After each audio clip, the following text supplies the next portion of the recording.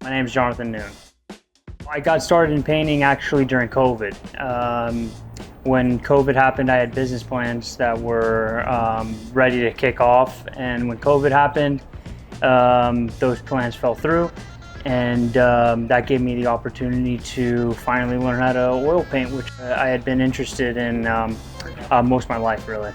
I choose my subject matter basically just sort of the things that interest me, movies, other painters, the landscape around me, yeah, the things that I find beautiful.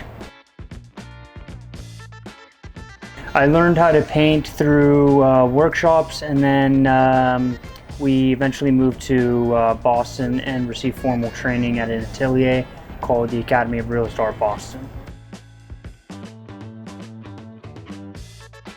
How can you find me? Probably the best place is Instagram. The handle is Jonathan.Noon.art. My website is also pretty good, jonathannoon.com. This was brought to you by Phoenix Art Care. They sell frames for your artwork, and they make canvas prints. Thank you for watching. Dude, I can't believe you've only been painting that long. That's insane. Yeah. Sorry, that's mind blowing.